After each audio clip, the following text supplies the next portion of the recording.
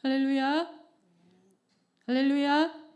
주일 예배에 참석하신 귀한 성도님들 그리고 젊은이 여러분, 주님의 이름으로 이 시간 축복하고 환영합니다. 옆에 분들과 인사 나누실까요? 반갑습니다. 사랑합니다. 축복합니다. 인사하시겠습니다.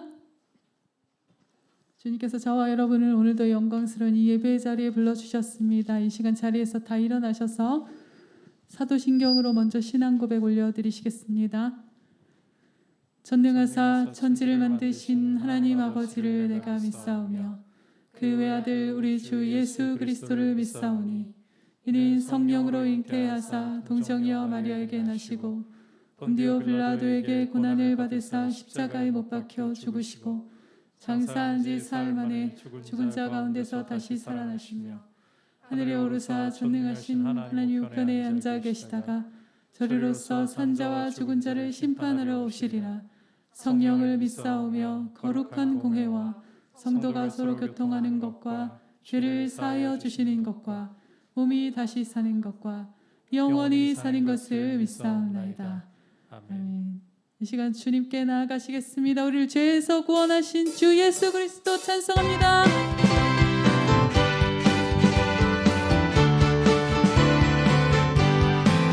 우리를 죄에서 구하신 주 예수 십자가 지셨으니 기쁘게 부르세 할렐루야. 나 구원 얻었네. 우리를 죄에서 구하시려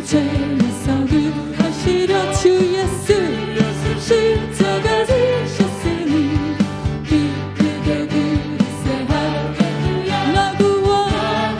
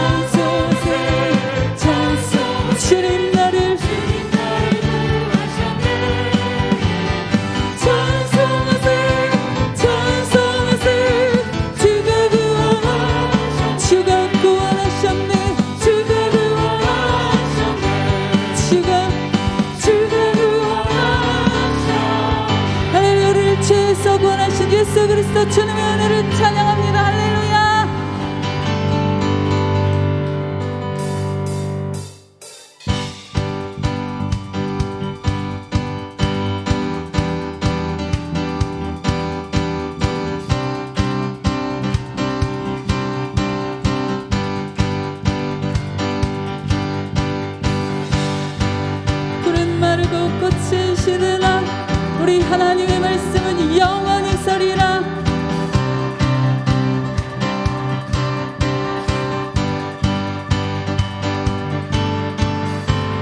풀이 마르고 꽃이 시들어 주의 말씀은 영원해. 풀이 마르고 꽃이 시들어 주의 말씀은 영원해. 주의 말씀을 믿는 자 주의 구원을 얻으리. 주의 말씀을 행하는 자 주의 능력을 보게 되리라. 할렐루야. 주의 말씀은 영원해. 영원하신 주님의 말씀 찬송합니다. 영원해. 주의 말씀은 영원해. 영원해. 영원해. 할렐루야.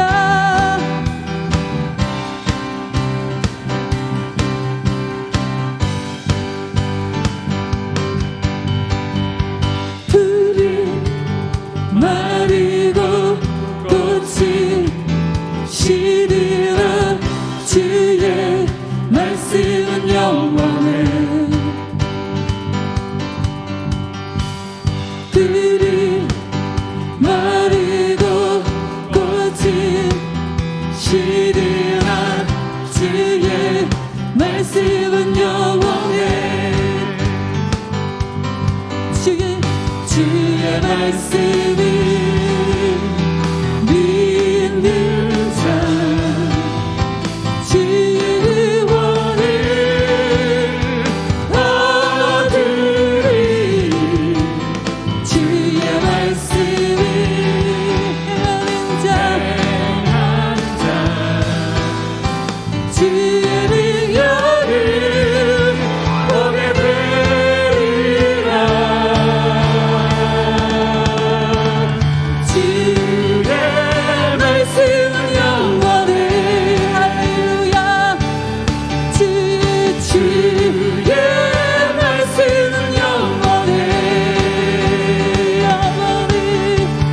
주의 말씀은 영원해. 영원해. 영원해. 할렐루야. 주의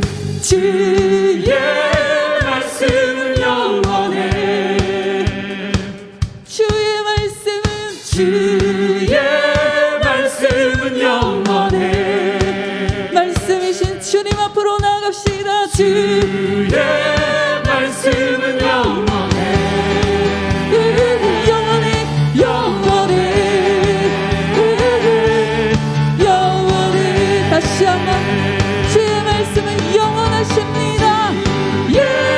말씀은 영원해. 주의 말씀은 영원해. 주의 말씀은 영원해.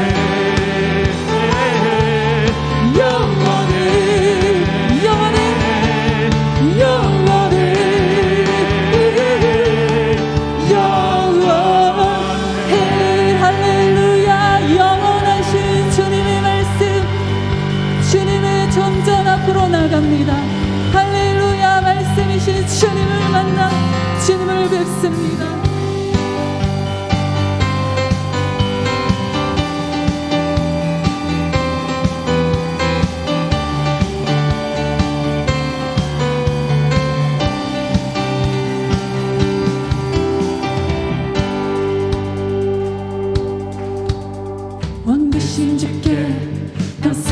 것은 그 사랑 영원하리라.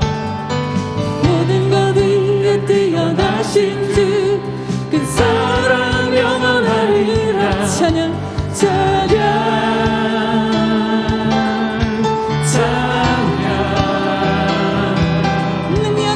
능력의 손과 겹친 발로 그 사랑 영원하리라. 거듭난 영혼들 우리를 위하여 그 사랑 영원하리라. 찬양 찬양 찬양 찬양 찬양 찬양 찬양.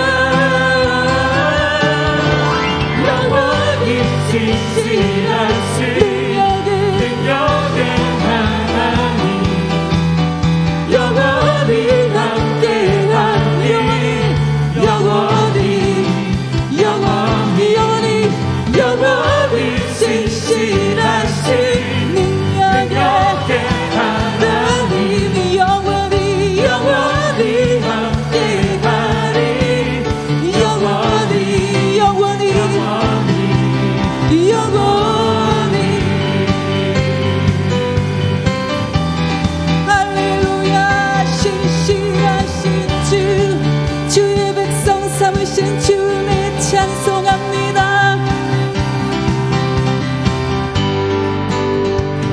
해 뜨는 데서 지는 데까지 그 사랑 영원하리라.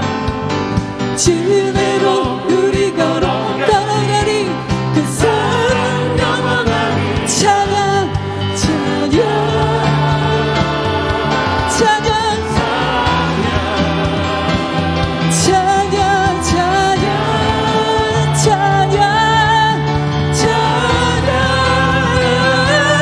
영원히 영원히 신실하신 능력의 하나님 영원히 함께하니 영원히 영원히 영원히 영원히 영원히 신실하신 능력의 하나님 영원히 함께하니 영원히 영원히 영원히 신실하신 능력의 하나님 영원히 함께하니 영원히 영원히 영원히 영원히. 할렐루야.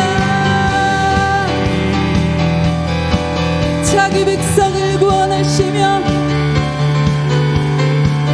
신실한 약속의 말씀을 이루시는 놀라우신 주님의 은혜 사랑 이 시간 찬송합니다.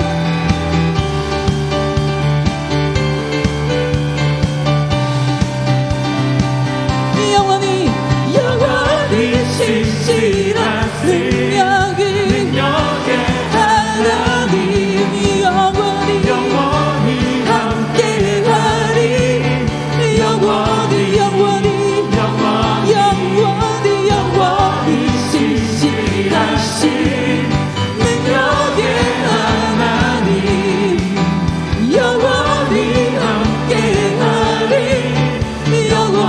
다시 한번 영원히 신실하신 주님 찬송받기 합당하시라. 능력의 하나님 영원히 함께하리 영원히 영원히 영원히 영원히 영원히. 주님의 신실하신 그 사랑 감사하기 원합니다. 영원히 영원히 영원히 영원히 영원히 나를 향한 주 사랑.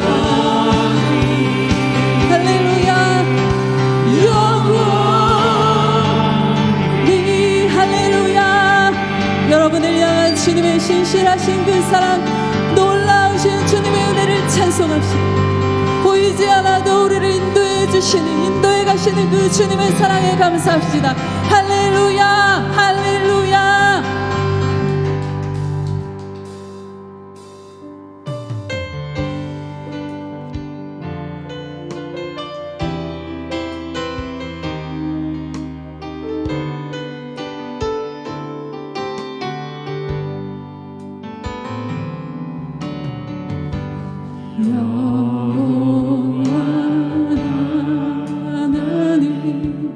모든 만물 위에 뛰어나신 주, 주님의 크신 권세와 능력으로 변함없이 주의 말씀 이루시네. 여호와 하나님, 모든 만물 위에 뛰어나신 주, 주님의 크신 권세와 능력으로 변함없이 주의 말씀 이루시네. 주님께 두 손 들고 찬송합시다. 감사의 찬송 드립니다. 온 땅 위에 홀로 높으신 주님, 나 오직 주님께 사랑의 찬송 드립니다. 영원토록 변함없으신 주님께 두 손 들고 경배합시다. 여호와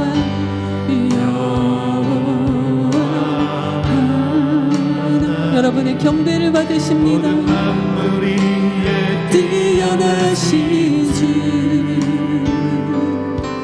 주님의 크신 권세와 능력으로 변함없이 주의 말씀 이루시네.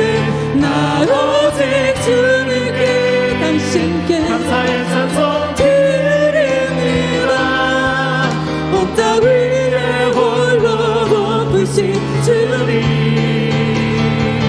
나 오직 주님께 사랑의 찬송 드립니다. 영원토록 변함없으신 주님, 나 오직 주님께 감사의 찬송 드립니다. 온 땅 위에 홀로 높으신 찬양받기 합당하신, 경배받기 합당하신 주님, 사랑의 찬송 드립니다. 영원토록 변함없으신 주님,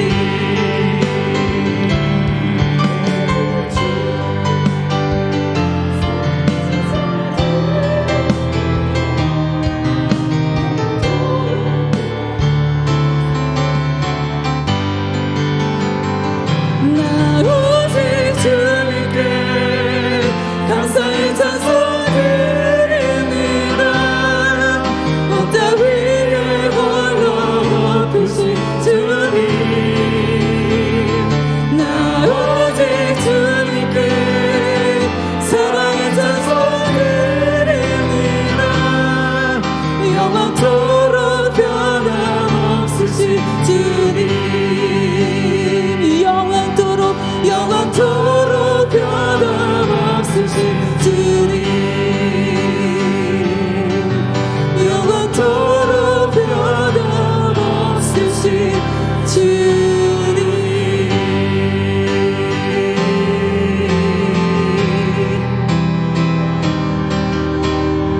할렐루야. 이 시간 마지막으로 함께 기도하실 때에 영원한 언약을 이루시는 신실하신 하나님, 나도 주님의 말씀 안에 살며 주님의 말씀 이루시는 것들을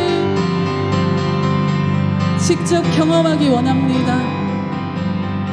주님께 이제 주여 한번 외치시고 주의 신실하신 약속의 말씀을 경험하는 사람들이 될 수 있도록 우리 나 스스로를 그리고 공동체를 위해서 함께 기도하시겠습니다. 주여 할렐루야 할렐루야 주님이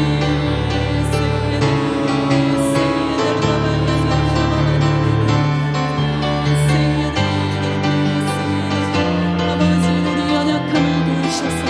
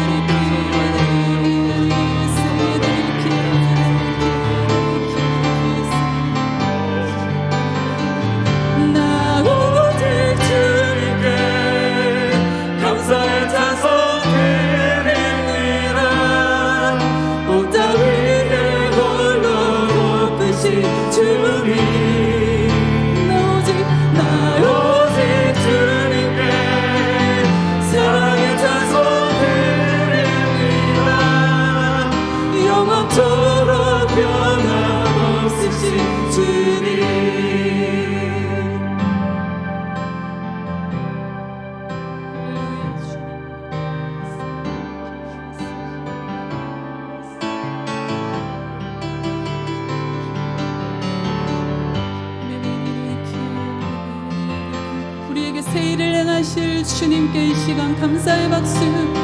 우리를 새 땅으로 인도해 가시는 주님, 영적인 새 땅으로 인도해 가시는 주님을 찬송합시다. 참 소망을 주시고 살아계신 주님의 말씀을 주셔서 공동체를 이끌어 가시는 주님께 감사의 박수 올려드리십시다. 할렐루야.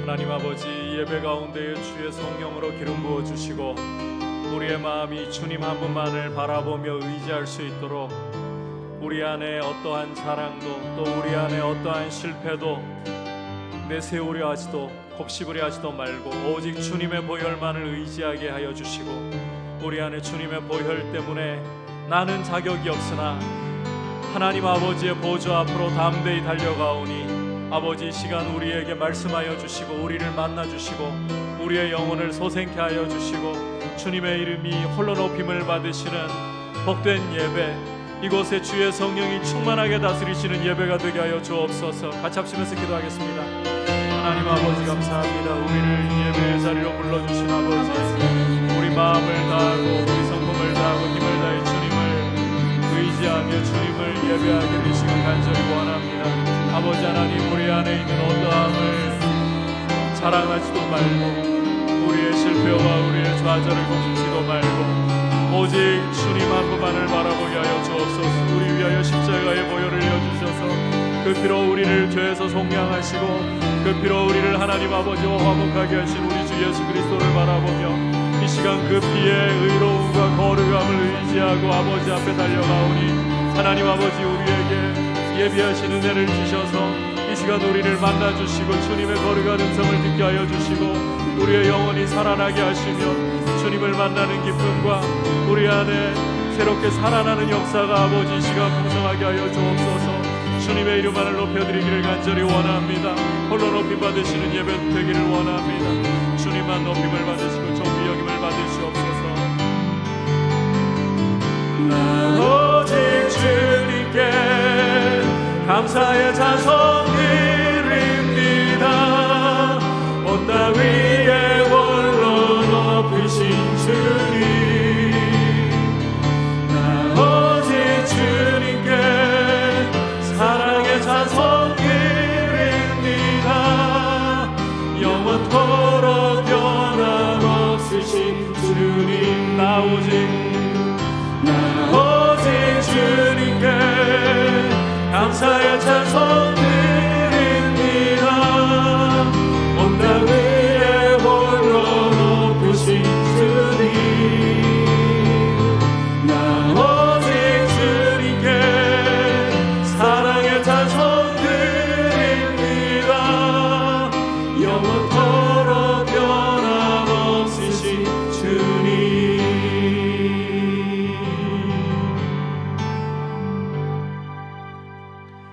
하나님 아버지, 이 시간 우리 예배를 받아주시고 우리 마음 가운데에 예수 그리스도의 보혈이 큰 증거가 되게 하셔서 그 피로 말미암아 하나님 아버지 앞에 두려움 없이 담대히 달려 나아가며 우리 안에 있는 그 어떤 자랑도, 우리 안에 그 어떤 실패도 자랑하지도 곱씹지도 말고 오직 주님의 보혈만이 우리의 의로움과 거룩함이 됨을 의지하고 우리에게 오늘도 귀한 은혜 베풀어 주시고 우리를 만나 주시고자 기다리시는 하나님 아버지께로 달려나아가 예비하신 은혜를 맛보는 시간 되고 우리의 영혼이 살아나는 시간이 되고 하나님 아버지의 이름만이 홀로 높임을 받으시고 우리 주 예수 그리스도의 이름만이 경배를 받으시는 복된 시간 되게 하여 주옵소서.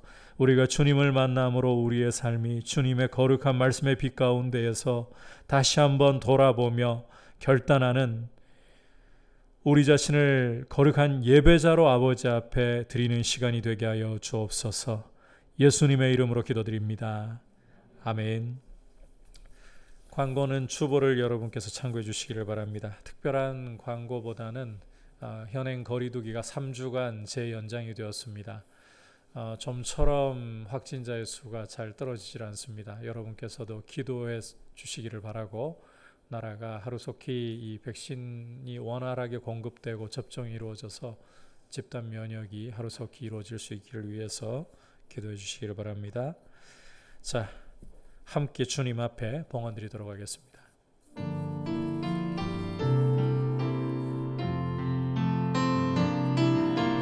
나의 생명을 드리니 주 영광 위하여 사용하옵소서.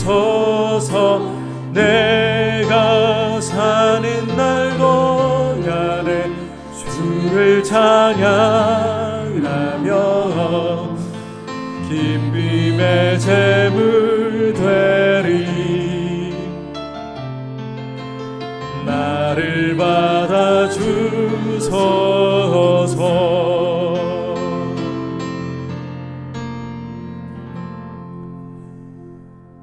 하나님 아버지, 우리가 아버지 앞에 올려드리는 귀한 예물을 주님이 친히 받으시고 또 우리가 주님 앞에 드릴 때마다 이 예물과 함께 우리의 사랑과 우리의 믿음을 담아서 하나님 아버지께서 우리 삶의 아버지가 되시고 보호자가 되시고 공급자가 되심을 고백하면서 하루하루 주님 주시는 기쁨으로 주님과 믿음으로 동행하는 복된 삶을 살아가도록 우리의 삶을 이끌어 주시옵소서. 예수님의 이름으로 기도드립니다. 아멘. 할렐루야. 오늘 주시는 하나님의 말씀은 출애굽기 1장 1절에서부터 22절까지 말씀입니다. 교독은 8절에서부터 14절까지 한 절씩 8절에서부터 14절까지 교독하겠습니다. 요셉을 알지 못하는 새 왕이 일어나 애굽을 다스리더니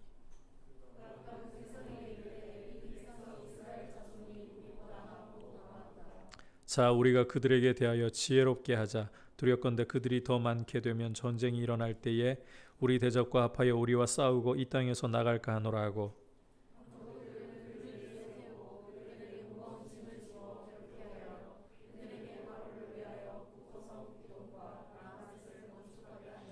그러나 학대를 받을수록 더욱 번성하여 퍼져나가니 애굽 사람이 이스라엘 자손으로 말미암아 근심하여 다같이 어려운 노동으로 그들의 생활을 괴롭게 하니 곧 흙 이기기와 벽돌 굽기와 농사의 여러 가지 일이라. 그 시키는 일이 모두 엄하였더라. 아멘.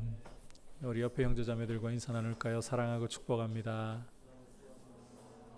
주님을 더욱 의지합시다.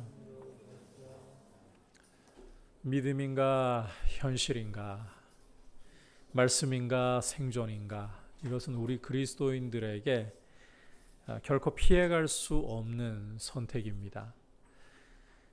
신앙생활이라는 것은 이 둘 사이에서 믿음과 말씀을 선택하는 싸움이라고 할 수가 있습니다.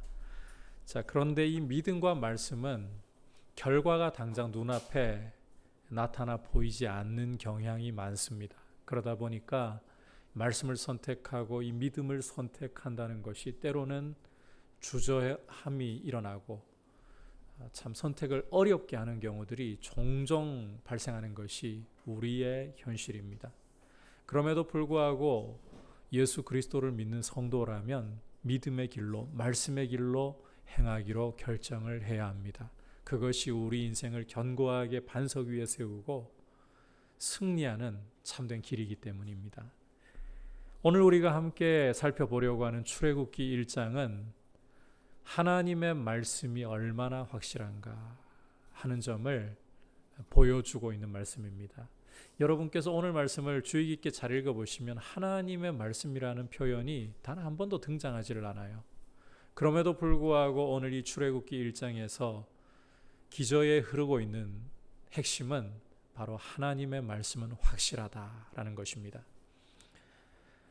오늘 말씀은 1절에서 보듯이 야곱과 함께 각각 자기 가족을 데리고 애굽에 이른 이스라엘의 아들들의 이름으로 시작되고 있습니다. 달리 표현하자면 야곱의 아들들의 족보로 시작되고 있다는 것입니다. 이 족보는 출생 순서상으로 르우벤으로부터 시작해서 애굽에 먼저 이른 요셉까지 도합 70명의 사람이 애굽에 이르렀다는 사실을 우리에게 보여주고 있습니다. 여러분께서 창세기와 출애굽기에서 족보를 만날 때마다 이 족보가 하는 역할이 한 세대를 마감하고 새로운 세대를 여는 역할, 한 세대를 마감하고 새로운 세대를 여는 역할, 내지는 새로운 사건을 소개하는 역할, 새로운 사건을 소개하는 역할, 이런 역할을 한다라고 생각을 하고 읽으시면 성경을 이해하는 데 훨씬 도움이 될 겁니다. 오늘 말씀에서의 이 야곱의 아들들의 족보 또한 그러한 역할을 하고 있습니다.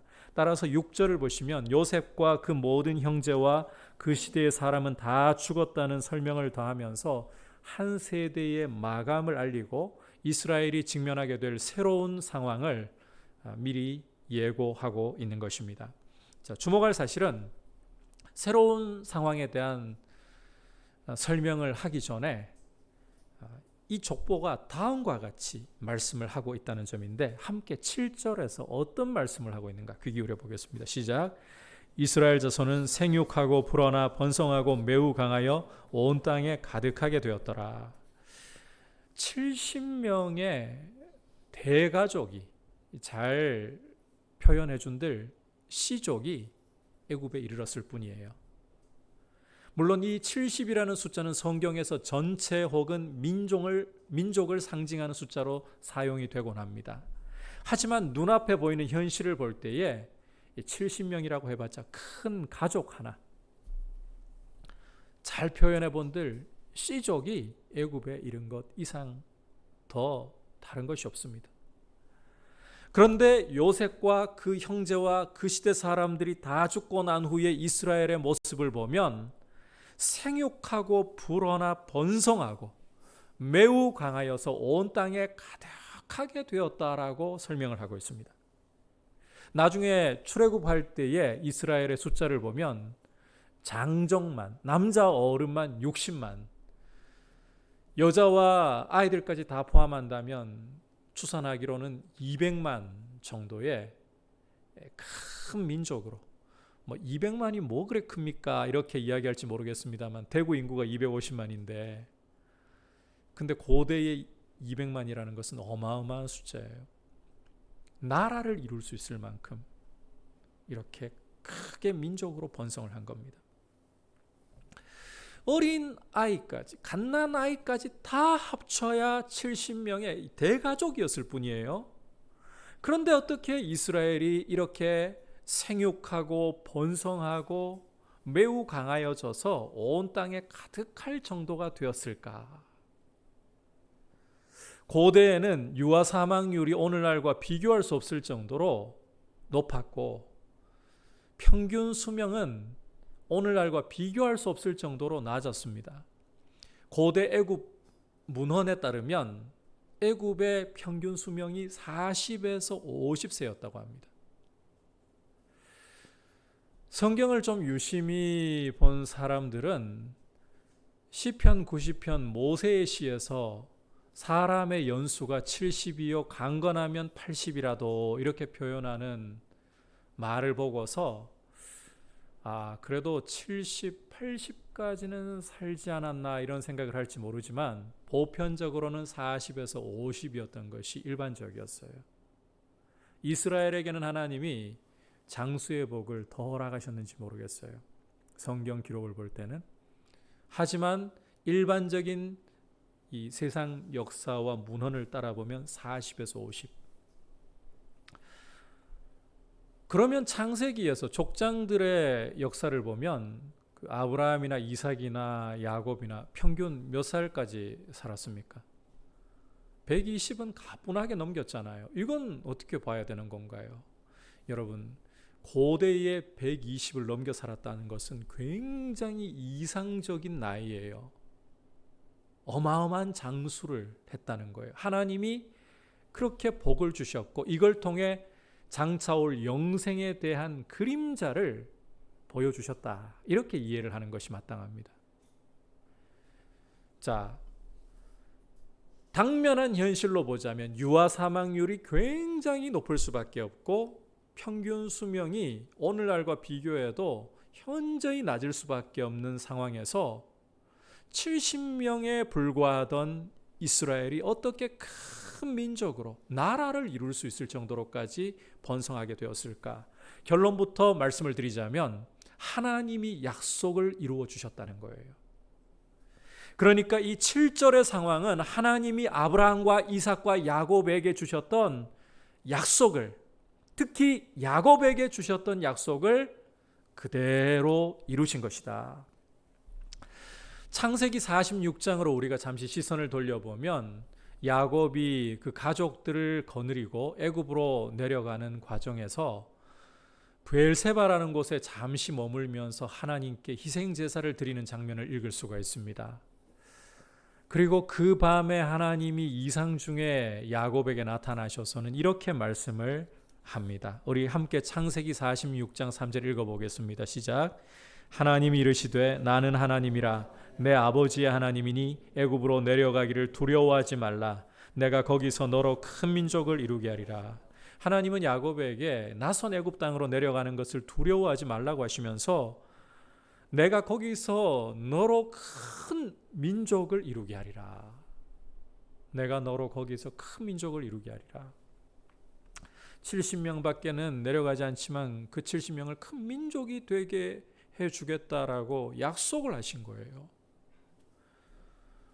그래서 오늘 7절에서 생육하고 불어나 번성하고 매우 강하여 온 땅에 가득하게 되었다. 이것은 하나님의 약속의 성취, 야곱에게 주셨던 그 말씀의 성취라는 것입니다. 이처럼 하나님은 당신이 하신 말씀을 그대로 이루시는 거짓이 없으시고 돌아서는 그림자도 없는 참으로 신실하신 분이시며 그 말씀을 이루실 수 있는 전능하신 분이라는 거예요. 자, 그런데 이런 생각이 혹 일어날 수도 있을 것 같아요. 이스라엘의 경우는 그래도 상당히 좋은 여건을 가지고 있지 않았습니까? 창세기로 돌아가 보면 요셉이라는 사람은 애굽 역사에서도 전무후무한 권세를 가진 총리였잖아요. 요셉이 30세에 바로 앞에 서게 되고 애굽의 총리로 높임을 받을 때에 바로가 요셉에게 내가 너보다 높은 것은 내 왕좌뿐이라 이렇게 할 정도로 애굽의 전권을 요셉에게 맡겨주었거든요. 바로가 그냥 왕좌에 앉아있을 뿐이지 애굽의 모든 권세를 실제적으로 가지고 있는 사람은 총리 요셉뿐이었어요. 역사상 이런 총리가 없었어요. 이런 전무후무한 권세를 가지고 있는 총리 요셉이 이스라엘의 그늘이 되어주고 있고 이스라엘이 거류하도록 주어진 땅 고센이라는 곳은 나일강 삼각주에 위치를 하고 있기 때문에 이 퇴적물이 쌓여가지고 굉장히 비옥한 땅이었습니다. 기름진 작물들이 자라날 수 있는, 특히 이스라엘이 생업이 목축이잖아요. 목축에는 최적화되어 있는 땅이었어요. 그렇게 풍요로운 환경을 갖고 있었는데, 요셉이 그늘이 되어 주었는데, 그런 환경에서 왜 하나님 말씀이 쉽게 이루어지지 않겠습니까? 환경이 되는데. 이런 생각을 혹 할지도 모르겠습니다. 만약 여러분 마음에 환경이 되니까 하나님 말씀도 그렇게 쉽게 이루어지는 것 아닌가, 여러분이 의도적으로 생각을 하든 무의식적으로라도 그런 생각이 여러분 마음에 뿌리를 내리든 간에 우리는 어떤 생각으로 이어지게 되는가 하면, 내게는 요셉과 같은 백그라운드가 있는 것도 아니고, 내 환경과 상황은 남들보다 못하면 못하지 나을 것 하나도 없고, 결국 말씀은 말씀이고 현실은 현실이고, 이렇게 흘러가 버릴 수 있다는 거예요. 여러분, 하나님께서 특별한 소수의 사람에게만, 환경을 평탄하게 열어주신 사람에게만 하나님의 말씀이 이루어지게 하시고, 그렇지 않은 사람들에게는 하나님 말씀은 나하고는 전혀 상관없는, 내 현실과는 상관없는 그냥 이상으로만 보입니까? 말씀은 말씀이고 현실은 현실이지라고 생각하는 경우들이 의외로 그리스도인들 가운데서도 많아요. 예배당에서는 하나님의 말씀을 들을 때에 그렇지, 아멘이라고 화답을 하지만, 내 삶의 현장에 나갔을 때 녹록치 않은, 나한테 원하는 대로 조금 더 따라와 주지 않는 내 여건과 현실 때문에 말씀과 현실이 분리되어 버린 이런 경험을 하고 있는 그리스도인들이 너무 많아요. 여러분, 여건이 돼야 하나님 말씀도 이루어질 수 있는 거지, 이건 패배주의적이고 결정주의적인 생각입니다. 오늘 이 출애굽기 1장은 그와 같은 생각을 땅바닥에다가 완전히 매다 꽂아버리고 폐기물 처리장에다가 완전히 던져버립니다. 계속해서 8절부터 11절 말씀에서 이 부분을 확인해 보도록 하겠습니다. 함께 8절부터 11절 읽겠습니다. 시작. 요셉을 알지 못하는 새 왕이 일어나 애굽을 다스리더니 그가 그 백성에게 이르되 이 백성 이스라엘 자손이 우리보다 많고 강하도다. 자, 우리가 그들에게 대하여 지혜롭게 하자. 두렵건대 그들이 더 많게 되면 전쟁이 일어날 때에 우리 대적과 합하여 우리와 싸우고 이 땅에서 나갈까 하노라 하고, 감독들을 그들 위에 세우고 그들에게 무거운 짐을 지워 괴롭게 하여 그들에게 바로를 위하여 국고성 비동과 라암셋을 건축하게 하니라. 함께 읽은 말씀에서 요셉을 알지 못하는 새 왕이 일어났다. 이스라엘이 새롭게 처한 상황을 설명을 하고 있죠. 여기서 요셉을 알지 못했다는 것은 문자 그대로 요셉이라는 존재 자체를 알지 못했다, 이렇게 우리가 해석을 할 수도 있겠지만, 히브리어로 이 알지 못했다라는 표현에 야다라는 표현을 쓰고 있어요. 이 야다라는 표현은 부부가 함께 살면서 경험적으로 서로를 아는 것을 말해요. 그렇다면 요셉의 존재 자체를 몰랐다기보다는 요셉이 7년간의 큰 흉년 가운데에 애굽을 비롯해 천하를 살렸던 그 행적과 그 은혜를 기억하지 않는 그런 새로운 바로가 정권을 잡았다, 이렇게 이해하는 것이 옳지 않을까 저는 판단합니다. 제 경우는 그렇게 해석을 하고 싶어요. 다시 말해서 새롭게 왕좌에 앉은 바로는 그들 땅 가운데, 애굽 땅 가운데 살고 있는 이방인 히브리인들에 대해서 전혀 존중하는 마음도 없고 존중할 기미조차 없었다는 거예요. 그러니 이 새로운 바로의 통치 아래에 있는 애굽 사람들이 이스라엘을 대할 때에 어떤 시선을 가지고 대할까? 자, 굴러온 돌이 박힌 돌을 뽑아버린다고, 아니 이방인이 거류하러 들어온 거잖아요. 거류하러 들어온 주제에 이제는 번성해가지고 얼마나 강력한지 애굽을 위태롭게 할 것처럼 이렇게 느낌이 온다는 거예요. 그래서 이 애굽 사람들 눈에는 히브리인들이 가시와 같은 존재, 아니 잠재적인 위협적인 존재로서 여겨지게 되는 겁니다.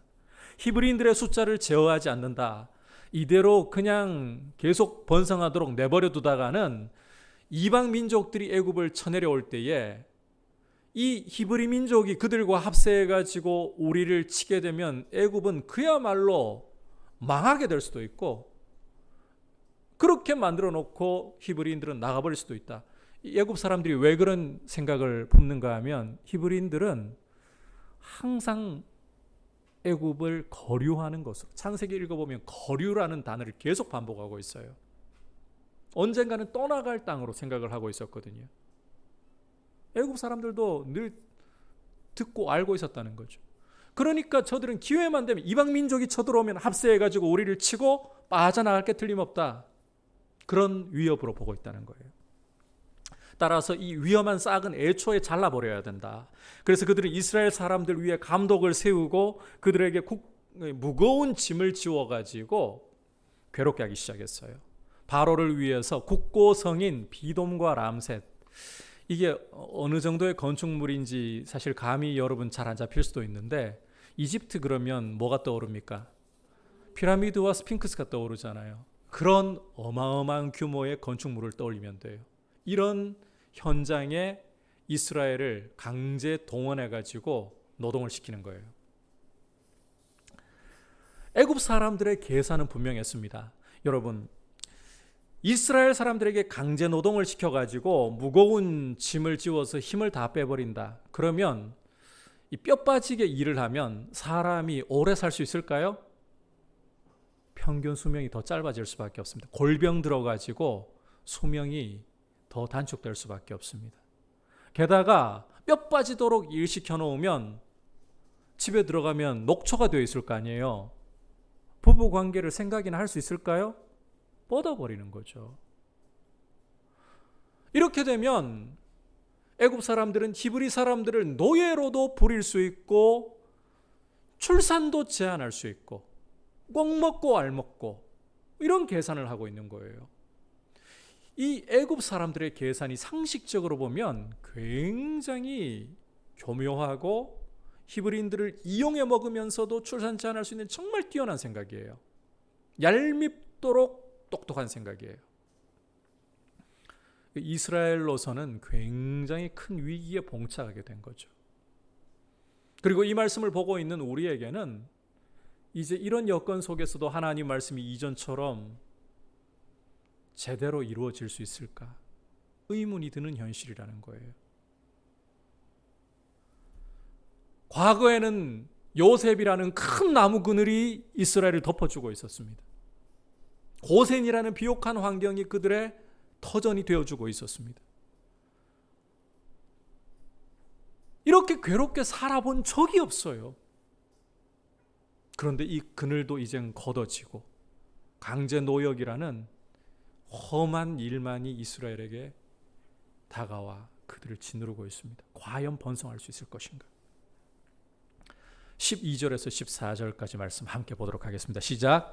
그러나 학대를 받을수록 더욱 번성하여 퍼져나가니 애굽 사람이 이스라엘 자손으로 말미암아 근심하여 이스라엘 자손에게 일을 엄하게 시켜 어려운 노동으로 그들의 생활을 괴롭게 하니 곧 흙 이기기와 벽돌 굽기와 농사의 여러 가지 일이라. 그 시키는 일이 모두 엄하였더라. 함께 읽은 12절에서 그러나 반전의 상황을 보여주는 표현이잖아요. 아니나 다를까 이 학대를 받을수록 이스라엘은 점점 숫자가 줄어들기는커녕 더 번성하여 퍼져나갔다라고 말씀하고 있어요. 학대라는 상황이 이스라엘의 번성을 막아낼 수가 없었다는 거예요. 상식적으로 계산적으로 낮에 골병이 들 정도로 그렇게 노동을 하고 집에 들어가면 뻗어버려야 돼요. 부부관계가 안 돼야 돼요. 출산율이 떨어져야 정상인 거예요. 그런데 웬걸? 더 늘어나고 있어요. 애굽 사람들의 계산이 안 통하는 거죠. 여러분, 애굽 사람들 계산이 잘못됐다고 생각하시면 안 돼요. 이 사람들의 머리가 근동 지역에서는 물론 애굽은 아프리카 북단입니다만 이 동방에서는 가장 뛰어난 지혜 중에 하나예요. 그런 머리를 짜내가지고 이렇게 이스라엘을 학대하는데 현실적으로 숫자가 안 늘어나야 돼요. 그런데 이런 꾀를 짜내어가지고 이스라엘을 억압하지만 숫자는 오히려 늘어나고 있습니다. 이게 무슨 말입니까? 하나님의 말씀은 막을 길이 없다는 거예요.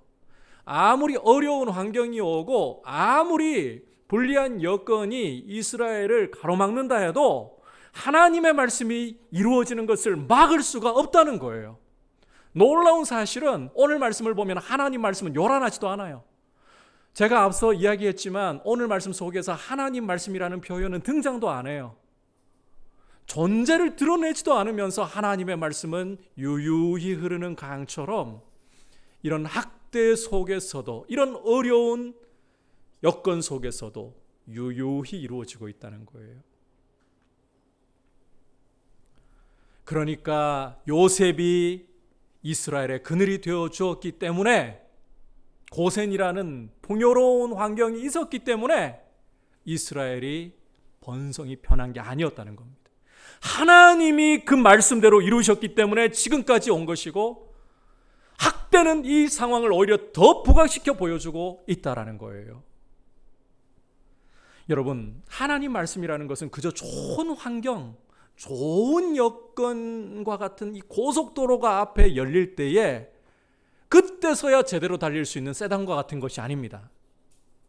오히려 이 하나님의 말씀은 그 앞에 험산 줄령이 가로막고 협곡이 가로막고 수렁이 가로막아도 유유히 그것을 뚫고 이루어지고야 마는 말씀이에요.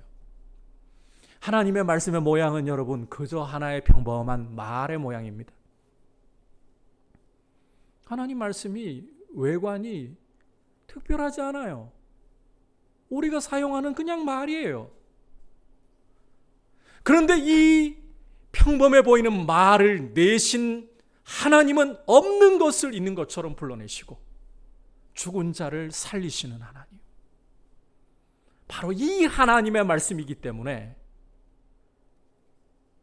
하나님의 말씀은, 성경은 어떤 어려운 여건이 가로막고 어떤 좌절스러운 환경에 놓인다 할지라도 유유히 그것을 이기고 반드시 이루어지고 승리하는 줄 믿습니다. 여러분, 하나님의 말씀이 반드시 승리하는 거예요. 환경과 여건의 문제가 아니라는 거예요. 하나님의 말씀은 환경과 여건을 초월해서 이루어지고야 마는 거예요. 말씀은 말씀이고 현실은 현실이고 아니에요. 우리가 살아가고 있는 이 세상의 모든 일들은 하나님의 말씀의 통치 없이 제멋대로 돌아가는 것은 아무것도 없습니다. 우리 대한민국의 역사가 걷잡을 수 없는 전쟁 속에 떨어졌을 때에도 일제강점기라는 세월을 지나오면서도 그리고 민주화를 이루기 위해서 독재 정권들을 지나오면서도 이게 우리 여건, 우리 환경을 우리 민족이 뚫고 온 것 같지만 그래서 억척스러운 민족으로 우리 한민족이 살아가고 있는 것 같지만 우리 한민족이 억척스러워서가 아니라 보이지 않아도 그 하나님의 말씀이 이 땅의 역사를 주장하고 있기 때문에 여기까지 온 거예요. 지금 세계에 돌아가고 있는 모든 현상들이 걷잡을 수 없이 돌아가는 것 같고 난리와 전쟁의 소식들이 들려오고 있지만 그게 걷잡을 수 없이 알아서 말씀을 비껴서 제멋대로 나가고 있는 게 아니라 말씀의 통치 아래서 하나님 말씀을 이루면서 흘러가고 있는 거예요. 여러분, 말씀과 현실은 동떨어져 있지 않습니다. 어떤 현실에도 불구하고 하나님의 말씀은 그대로 오히려 이루어지고 있는 역사를 우리가 살아가고 있다. 이 사실을 여러분이 주목하는 게 굉장히 중요합니다. 하나님의 말씀은 환경과 여건의 문제가 아닙니다. 그대로 이루어지는 줄 믿습니다. 따라서 다시 말씀으로 돌아와 보면 아무리 고역을 시켜도 수가 줄어들지 않는 이런 이스라엘을 보면서 애굽 사람들이, 바로와 애굽 사람들이 근심하였다. 당황스러운 거예요. 왜 이렇게 계산이 안 통해? 계산이 통해야 되는데 고역을 시키면 집에 가서 골아 떨어져야 되고 애 낳는 게 줄어야 되는데 안 줄어. 계산이 안 통해. 당황스럽죠. 그러니까 더 혹독하게 하면 될까? 이제는 이 비돔과 람셋을 건축하는 과정에서 재료도 니들이 만들어라. 흙을 이기고 벽돌을 굽고 니들이 직접 해라. 더 괴롭히죠. 그뿐만 아니라 농사의 여러 가지 일까지 시키면서 니들이 농사를 지어서 애굽에 상납을 하고 이렇게까지 고역을 시키는데, 자, 성공할까요? 실패할까요? 사나제안이 성공할까요? 실패할까요? 실패해요. 그 증거가 무엇이냐?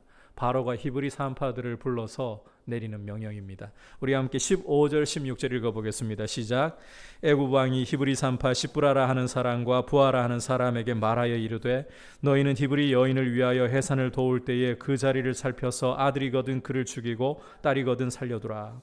만약에 이 학대가 심화되면서 산하 제한이 이루어졌다. 그렇다면 히브리 산파들을 이렇게 불러서 명령 내릴 이유가 없는 거예요. 잘 되고 있는데 뭐 하려고. 이 명령 자체가 산파를 불러가지고 해산하는 자리를 살펴가지고 남자아기거든 죽이고 여자아기거든 살리고 안 된다는 거죠. 뜻대로 안 된다는 거죠.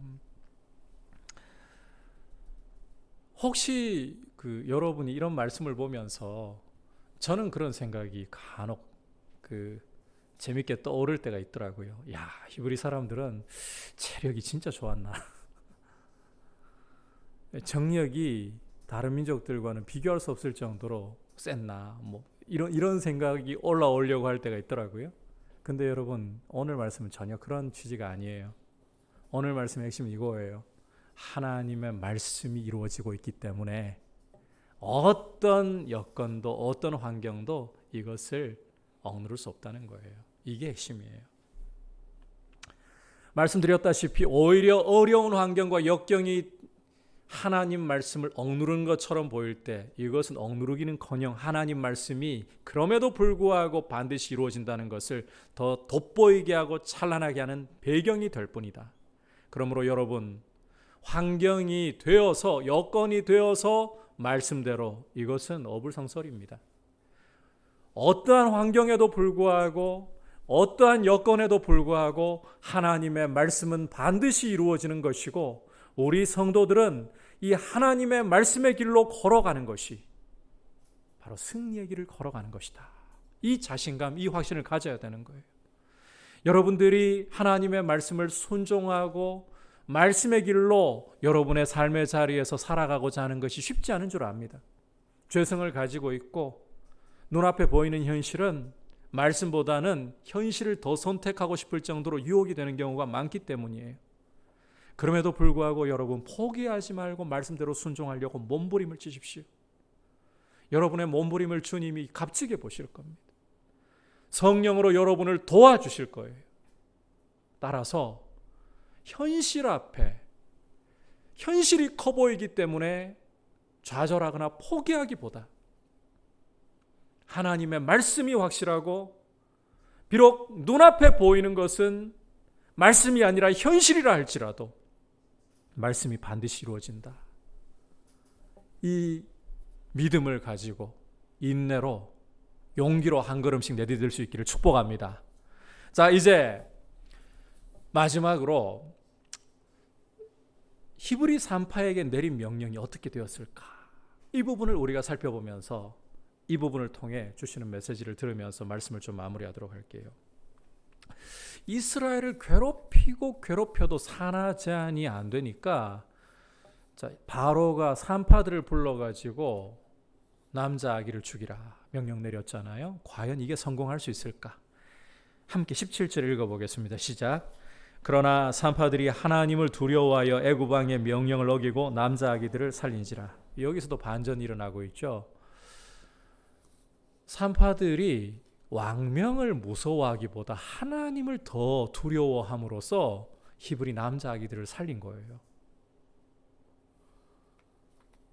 바로의 명을 어겨?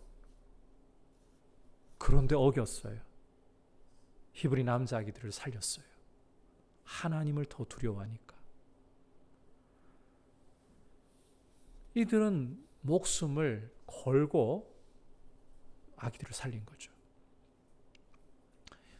이 상황이 바로에게는 뜻밖의 상황으로 돌아가니까요.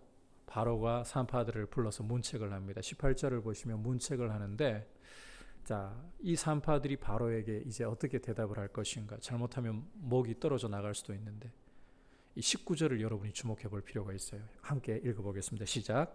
산파가 바로에게 대답하되 히브리 여인은 애굽 여인과 같이 아니하고 건장하여 산파가 그들에게 이르기 전에 해산하였더이다 하매.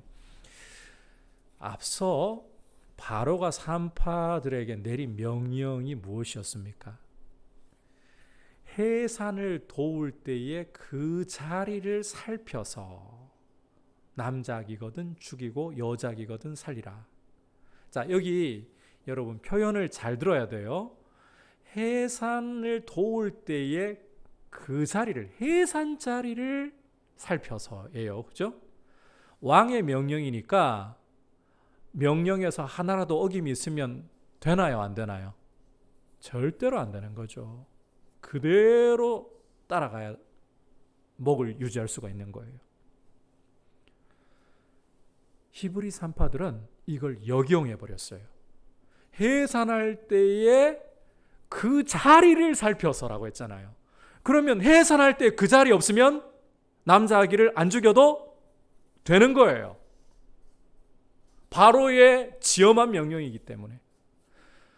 그 자리에만 산파들이 해산할 때만 없으면 되는 거예요. 그래서 자, 도끼 위에 가는데 미리 해산을 해버렸다? 남자 아기를 죽일 필요 없는 거죠. 그 자리 없었으니까. 여러분, 이 히브리 산파들이 굉장히 지혜로운 대답을 했어요. 정말 위기의 순간인데 너무너무 지혜롭게 대답을 하면서 바로가 자기가 내린 명령이니까 꼼짝 못하고 그냥 보내줄 수밖에 없는 거예요. 어떻게 이 히브리 산파들이 이렇게 참 지혜롭게 할 수 있었을까? 잘못하면 목이 달아날 수 있는 위기의 순간에서. 그 이유가 뭐라고 생각합니까? 이 사람들이 굉장히 머리가 비상한 사람들이어서 오늘 말씀을 보면 이 히브리 산파들이 머리가 비상한 사람이라는 흔적은 아예 찾아볼 수도 없어요. 그런데 어떻게? 그 이유는 하나님을 두려워했다는 데 있어요. 여러분, 참 지혜와 지식의 근본이 무엇입니까? 하나님을 경외하는 것이에요. 이들이 왕명보다도 하나님을 더 두려워하니까 지혜가, 하늘로부터 지혜가 오는 거예요. 왕명을 오히려 역이용할 수 있는 지혜가 오고 자신들도 목숨이 달아나지 않고 사는 거예요. 히브리 남자 아기들도 살리는 거예요. 여러분, 하나님을 경외할 때 진짜 지혜가 옵니다. 여러분 스스로 꾀를 부려가지고 여러분의 삶이 열리는 것이 아니라 하나님을 경외할 때 진짜 지혜가 오고 본질을 통찰할 수 있고 여러분의 삶을 어떻게 살아가야 할지를 볼 수가 있는 거예요. 자, 그렇다면 이제 이렇게 하나님을 경외함으로 지혜로 남자 아기들을 살린 결과가 어떻게 되느냐. 20절 21절 우리 함께 읽어보겠습니다. 시작. 하나님이 그 산파들에게 은혜를 베푸시니 그 백성은 번성하고 매우 강해지니라. 그 산파들은 하나님을 경외하였으므로 하나님이 그들의 집안을 흥왕하게 하신지라. 하나님이 이 산파들에게 은혜를 베풀어 주셨다. 이 집안을 흥왕하게 하셨다. 이렇게 말씀을 하고 있죠. 더 중요한 사실은 그 백성, 즉 이스라엘이 번성하고 매우 강해졌다는 거예요. 이게 또 뭘 보여주는 겁니까? 하나님 말씀이 또 그대로 이루어지고 있다. 그런데 여러분 여기에서 주목해 볼 것이 무엇인가 하면 하나님 말씀이 이루어지는데 이 산파들을 통해서 이루어졌다는 거예요. 이 산파들이 하나님의 말씀을 이루는 적극적인 통로가 되었다는 거예요. 이 부분을 여러분이 주목하시라는 겁니다. 하나님 말씀은 여러분 사람의 도움이 없이도 반드시 이루어지고야 맙니다. 왜? 하나님은 우리의 도움을 전혀 필요로 하시지 않을 정도로 완전하신 분이시니까. 그래서 우리의 도움이나 우리의 순종이 없어도 여러분 역사 속에서 우리의 삶 속에서 하나님의 말씀이 이루어져 갈 것을 의심할 필요가 없습니다. 오늘 말씀이 그것에 대한 증명이잖아요. 그럼에도 불구하고 하나님께서는 우리를 통해서 하나님을 경외하는 사람들을 통해서 당신의 말씀을 이루기를 원하고 계신다는 거예요. 우리를 동역자로 사용하셔서 하나님의 말씀이 이루어지는 것을 보고 하나님을 찬송하기를 원하신다는 거예요. 여러분 우리 삶에서 현실이 눈앞에 더 가깝습니다. 과거에 테러리스트라는 영화를 여러분들은 세대가 달라가지고 못 봤을 가능성이 높을 것 같아요. 테러리스트라는 영화를 본 적이 있어요. 거기에 주인공 대사 중에 법은 멀고 주먹은 가깝다. 현실적으로 주먹이 더 가깝다는 거죠. 법은 멀고. 그것처럼 우리 눈앞에 당면한 현실, 우리의 상황은 가깝고 하나님의 말씀은 결과가 눈에 안 보이니까 멀게 느껴질 때가 참 많습니다. 따라서 이 말씀대로 순종하는 것은 세상이 보기에 어리석어 보여요. 바보들처럼 보여요. 우리가 말씀대로 제대로 순종하려고 해보세요. 경쟁하는 세상 속에서 남들 짓밟고 올라서려고 하기보다 도와주면서 같이 가자. 마음으로 야 저렇게 살아갈 수도 있나 존중은 하면서도 바보라 그래요. 세상은.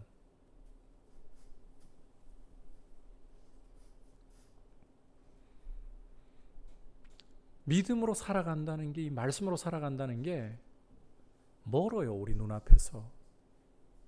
그러다 보니까 현실을 따르고 싶고 현실에 타협하고 싶은 마음이 우리에게는 큰 유혹으로 순간순간 다가옵니다. 그럼에도 불구하고 가장 확실한 것은 하나님의 말씀이라는 이 사실을 우리가 분명히 붙잡으면서 하나님 앞에 순종하기를 하나님은 원하고 계십니다. 우리를 그 길로 초대하고 계십니다. 여러분, 이 말씀에 순종하고 이 말씀을 이루는 적극적인 통로가 되라는 부르심은 말씀은 승리할 수밖에 없어요.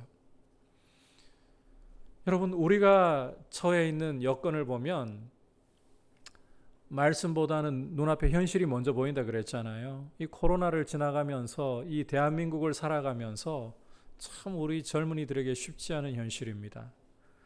영끌해도 집 한 채 장만한다는 게 평생에 쉽지 않은 일이고, 취업을 한다는 것도 그것도 내 마음에 드는 조건을 갖춘 직장에 취업을 한다는 것도 정말 만만치 않은 일입니다. 이런 현실 속에서 하나님의 말씀대로 묵묵히 인내하면서 하나님을 경외하면서 살아가는 것보다 꾀를 부리면서 현실적으로 돈이 눈앞에 보일 때 잡는 삶을 살아가는 것이 먹고 살기 편해 보입니다. 좋아 보이잖아요. 실제로 편리함이 또 오고 누릴 수도 있고. 그러니 말씀은 말씀이고 현실은 현실이지. 이렇게 가고 싶어지는 것이 우리의 유혹입니다. 이 코로나를 지나면서 교회는 더 위축되었습니다. 현실적으로 더 위축되었습니다.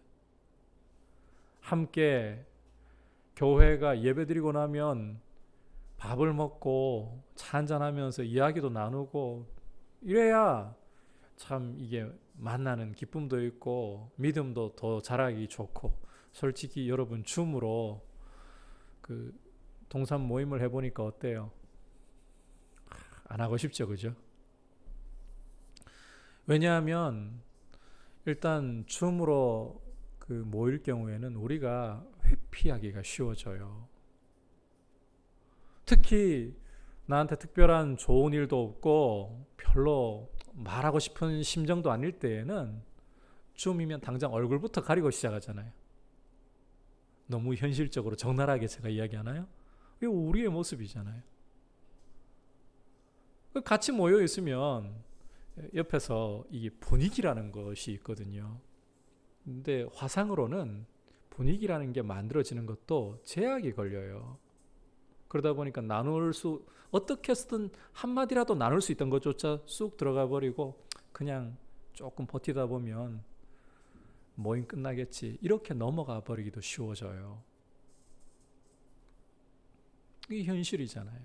그러다 보니까 교회는 더더욱 위축되고 믿음대로 살기는 더 현실적으로 어려워져 가는 것 같고,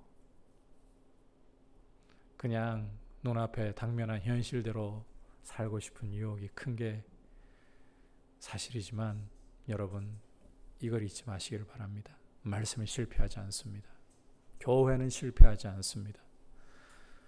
가이사랴 빌립보에서 우리 주님이 제자들에게 너희는 나를 누구라고 하느냐? 그때 시몬 베드로가 주는 그리스도시요 살아계신 하나님의 아들이시니이다, 이렇게 고백을 했습니다. 그럴 때에 바요나 시몬아, 내가 복이 있다. 이것을 너에게 알게 하신 이는 혈육이 아니라 하늘에 계신 내 아버지시다. 그러시면서 우리 주님이 내가 이 반석 위에, 너는 베드로라 하시면서 내가 이 반석 위에 내 교회를, 주님의 교회를 세우리니 음부의 권세가 이기지 못하리라. 여러분, 주님의 말씀은 실패할 수 없고 주님의 교회는 실패할 수가 없어요. 음부의 권세가 어떤 여건 속에서도 이길 수가 없는 것이 주님의 교회예요. 우리가 귀를 기울이고 있는 하나님의 말씀인 거예요. 말씀이 승리할 수밖에 없고 참된 교회가 승리할 수밖에 없어요. 눈앞에 보이는 현실 지상교회는 약해질 수 있고 문을 닫을 수도 있습니다. 그러나 참된 주님의 교회는 결코 쇠해지지도 무너지지도 않습니다. 주님의 말씀은 결코 실패할 수 없습니다. 우리가 이 사실을 보아야 합니다. 어떤 여건이 와도 절대로 실패하지 않습니다. 이것을 믿음의 눈으로 볼 수 있어야 되는 거예요. 여러분, 성령께서 눈을 밝혀달라고 구하시고 이 실패하지 않는 하나님의 말씀, 승리하는 하나님의 말씀, 이 말씀으로 부르시는 초대에 응하여서 눈앞에 보이는 현실을 따라, 눈앞에 보이는 이익을 따라 살아갈 것이라고 생각하지 말고, 때로는 주저앉고 때로는 실패해도 다시 일어나 주님의 말씀을 따라 살겠노라고, 말씀의 길로 걸어가겠노라고, 이 승리하는 말씀, 이 승리하는 주님의 교회의 길을 걸어가겠노라고 다짐하고 말씀의 승리를 여러분의 삶에서 경험할 수 있는 귀한 믿음의 사람들 될 수 있기를 주님의 이름으로 축복합니다. 여러분, 하나님의 말씀이 얼마나 확실한가를 오늘 말씀을 통해 보았습니다. 하나님의 말씀은 반드시 이루어지고야만 하는 것입니다. 이것을 내신 하나님이 거짓이 없는, 돌아서는 그림자도 없는 신실하신 분이고 전능하신 분이기 때문에, 그리고 이 하나님의 말씀은 어떤 여건 속에서도, 어떤 환경 속에서도 좌절되지 않고 오히려 그 말씀 그대로 이루어진다. 그러므로 적극적으로 말씀을 이루는 하나님의 통로가 되도록 우리가 결단하고 주님께 우리 삶을 의탁할 수 있기를 축복합니다. 이제 말씀을 생각하면서 함께 545장 찬송 박수치면서 우리 고백드리도록 합시다.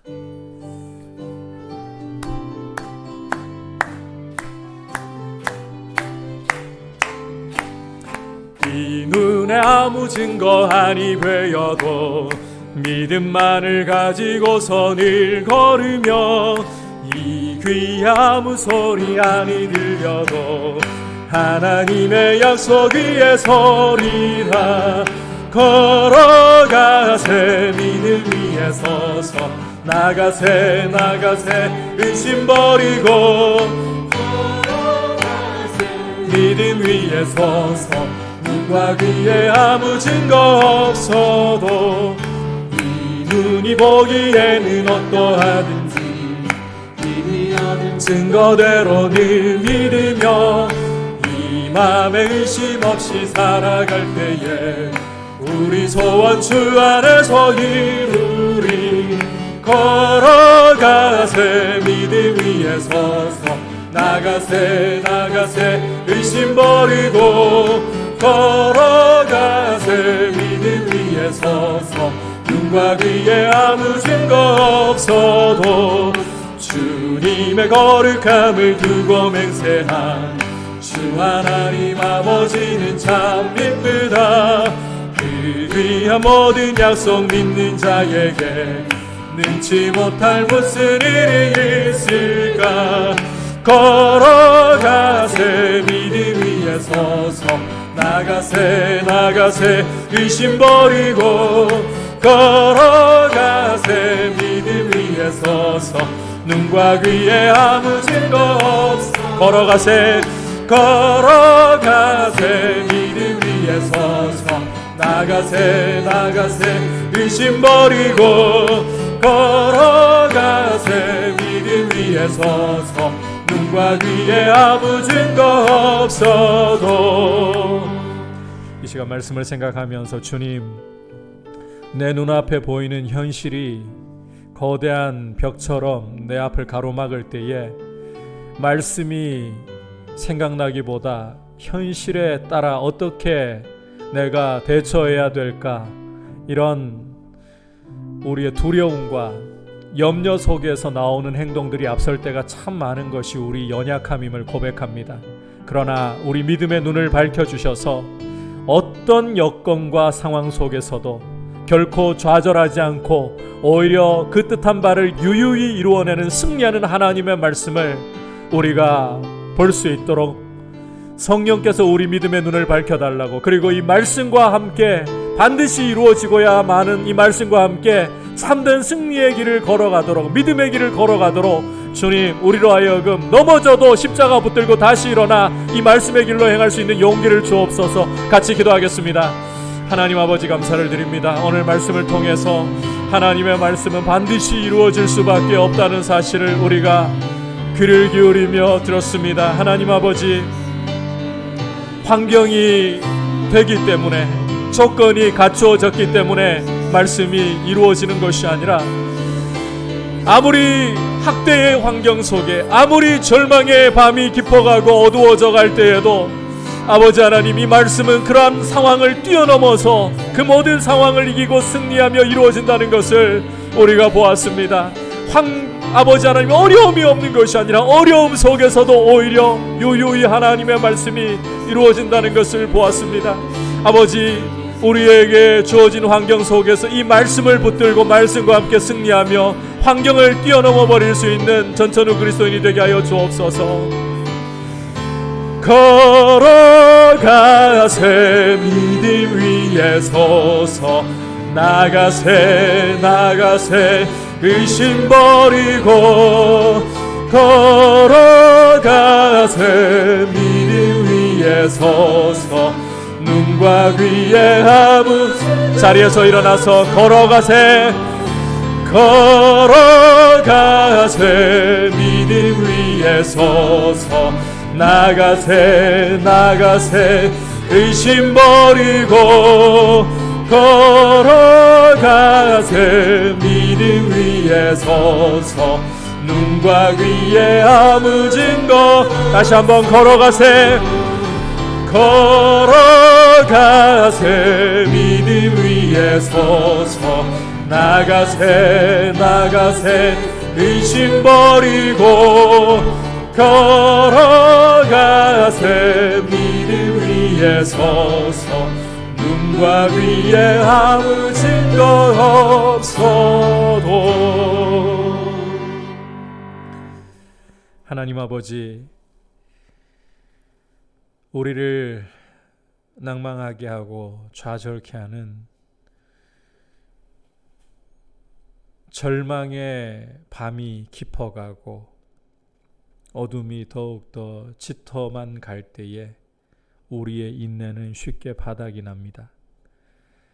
그러나 성령께서 우리 눈을 열어주셔서 아무리 절망과 아무리 좌절스러운 상황 가운데서도 하나님의 말씀은 유유히 흐르는 강물처럼 그 뜻한 바를 이루고 승리할 수밖에 없다는 사실을 보게 하여 주시고, 다시 한번 인내로 우리 허리를 동이고 하나님의 말씀과 함께 말씀에 순종하면서 걸어갈 수 있도록, 실패를 두려워하기보다 넘어졌을 때에는 십자가 붙들고 다시 일어나 말씀의 길로 행하는 귀한 모습으로 서 있게 하여 주옵소서. 우리 주 예수 그리스도의 크신 은혜와 하나님 아버지의 극진하신 사랑과 성령 하나님의 감화 감동 충만하게 하시는 은혜의 역사가 주의 말씀과 함께 참된 승리의 길을 걸어가기를 원하는 우리 모든 주의 백성들 위해, 열방을 섬기시는 선교사님들 위해 이제부터 영원토록 함께 계시기를 간절히 축원하옵나이다. 아멘.